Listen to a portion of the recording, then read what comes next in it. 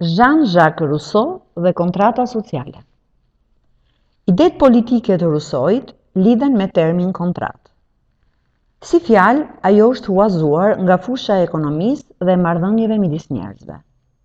Po si lidhet politika dhe shteti Rousseauit me kontratën? Cilët janë elementët përbërës të saj? Si krijohet dhe sa zgjat një kontratë? Në gjuhën juridike, ajo përfaqëson një raport të caktuar dhe të detyruar midis njerëzve. Mbi një objekt të përcaktuar qartë, ata krijojnë lidhje dhe detyrime të përbashkëta.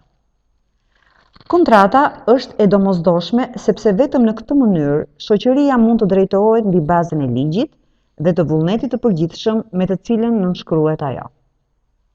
Ja si shprehet Rousseau duke studiuar shoqërinë në historinë e saj. Shoqëria më e lashtë dhe më e natyrshme është familja. Në të, fëmijët mbeten të lidhur me të atin, për sa kohë ka nevojë të ruajnë veten.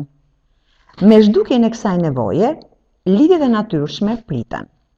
Fëmijët të çliruar nga detyrimi për t'u bindur të atit, dhe i ati i çliruar nga detyrimi për të mbrojtur fëmijën. Ata bëhen një lloj të pavarur.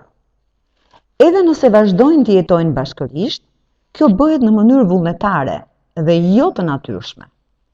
Familja vazhdon të qëndrojë e paprishur vetëm në saj të marrëveshjes.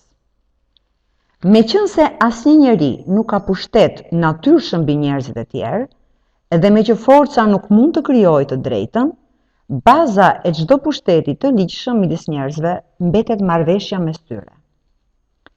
Mbi këtë model, Rousseau krijon vizionin e tij për shtetin.